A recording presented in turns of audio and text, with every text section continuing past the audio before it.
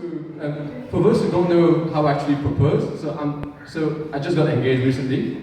So I went to my knee and I asked Anina, are you Christmas? Because I want to marry you.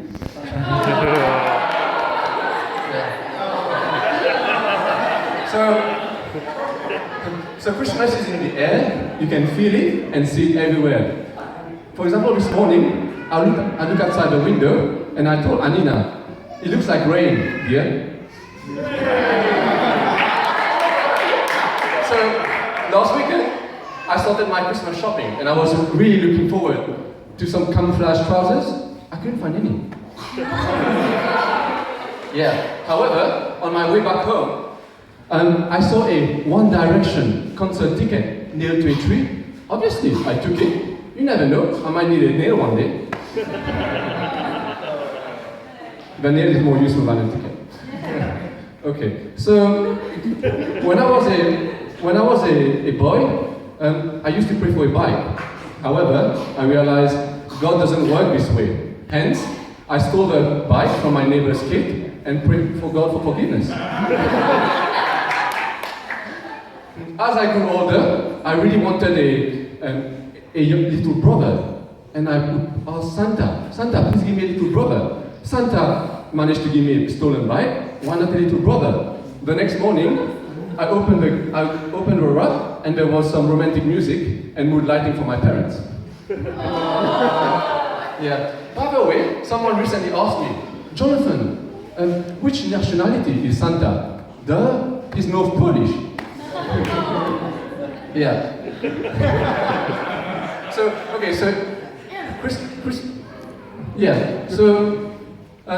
One Christmas, I asked Santa for the sexiest person ever. The next morning, I woke up in a gift box.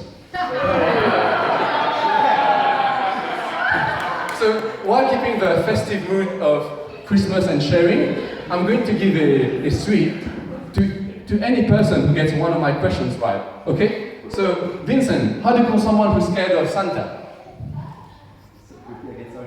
How do you call someone who's scared of Santa?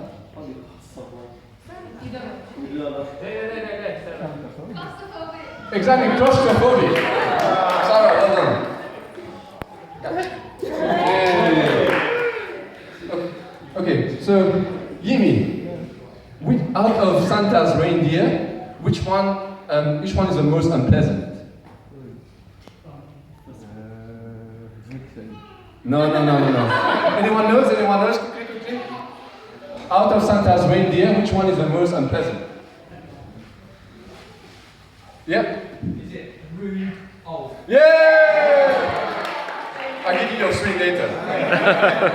Okay, so Gavin, what do you get from a cow from the North Pole? Ice cream. Okay, Cher. How do you call an Eskimo cow? An Eskimo! Yeah. Okay, Anjali, who always hides in a bakery shop during Christmas time?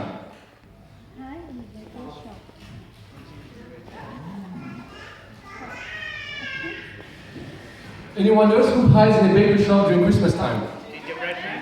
Sorry? No. It means spy. Yeah. So, I don't know about you guys, but I really enjoy Christmas. And, when I was a kid, I would always look forward to Santa Claus giving me, personally, my Christmas gift under the Christmas tree. But I remember there was one Christmas. I was full of excitement. I went to the Christmas tree, but there was nothing. Obviously, I shouted. I was like, Mommy, Daddy, Santa Claus forgot my gift. As I said those words, my dad quickly rushed to his office. He came out with a parcel and said, Santa left your present there. He must have been in a rush. Yeah, Dad, sure. Dad, how could you forget my Christmas present? By the way, did you know that Christmas was celebrated before Jesus was born?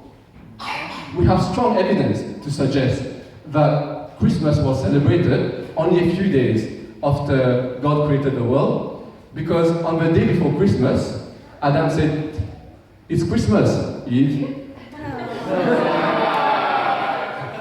Okay, so enough about Santa. Let's talk about the very hard-working individuals who make sure that we receive our presents every Christmas.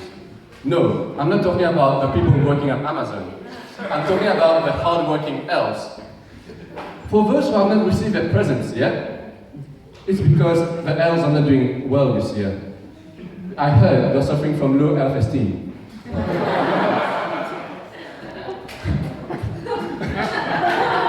So, I even heard even Santa might not turn up to work this Christmas because his physical health and his emotional health are suffering badly. By the way, each and every working adult here can relate to the hard-working elf. You dedicate yourself to your work. You sometimes spend more time at work than at home. But at the end of the day, it's always the fat bloke in the fancy suit that gets all the credit.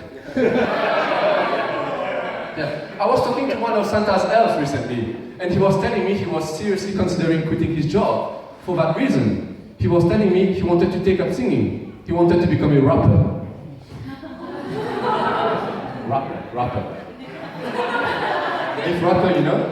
And in case he becomes famous, I even took a picture with him, a so-called elfie. As I got to know him better, we started talking about how his kids were doing at school. Apparently, they study a very different curriculum to ours. They study the alphabet. Yeah. Okay. So now we're going to talk about the Christmas songs. You know, there's a lot of truth in the Christmas songs. For example, there's nothing more that would give joy to the world of parents more than a silent night. So when I realized that Santa didn't exist, but it was actually one of my dad's hobbies. No, I mean, I don't have a lot of dads, it's just one of my dad's hobbies. I came up with a theory that it was actually parents who created Santa in order to make us behave all year long. For example, this song made so much sense. You better watch out, you better not cry, you better not pout, I'm telling you why.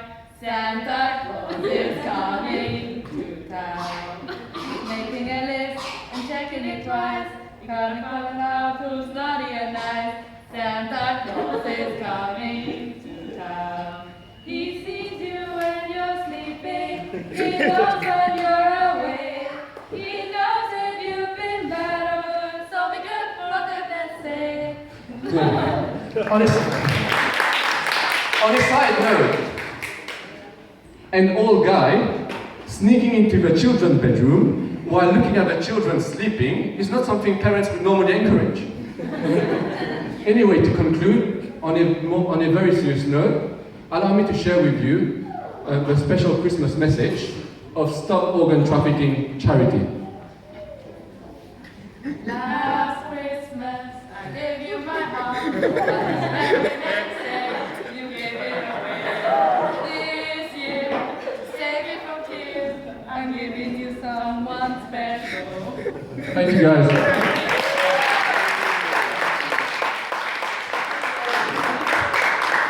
Yes.